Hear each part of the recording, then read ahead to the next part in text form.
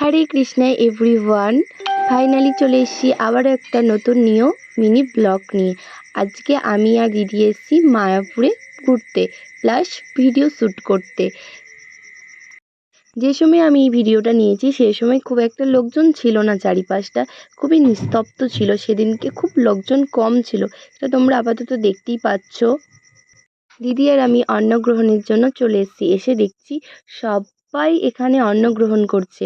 তাহলে আমি লোকগুলোকে পাবো কোথায়? কারণ ওরা সবাই খাওয়ার টাইমে অন্ন গ্রহণ করতে এসছে, তাই না? সবাই তো এখানেই। চলো গাইস, এবার আমাদেরও অন্ন গ্রহণ করা যাক।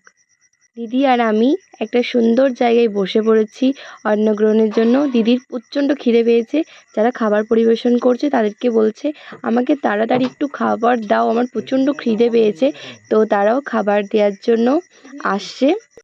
আমারও প্রচণ্ড খিদে পেয়েছে, ওই জন্য আমি ওদেরকে বলছি আমি কি নিজে নিজেই খাবারটা নিয়ে নেবো? ওরা বলছে হ্যাঁ, তোমার মন হলে তুমি নিতেই পারো। তো তার জন্য আমি দেখো একটু বদমাইশি করছি, যে আমি বলছি ঠিক আছে আমি নিচ্ছি, আদৌ কিন্তু আমি নিইনি।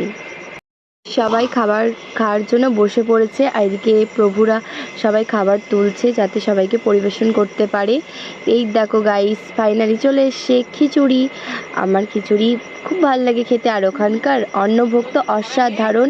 ভগবান শ্রীকৃষ্ণের, রাধারানীর, সকল প্রভুদের মাহাত্ম্যের সত্যি খুব সুন্দর। অমৃত, মনে হচ্ছে অমৃত খাচ্ছি, দারুণ অসাধারণ অমৃত। তো সবাই একবার কমেন্টে হরে কৃষ্ণা রাধে রাধে বলে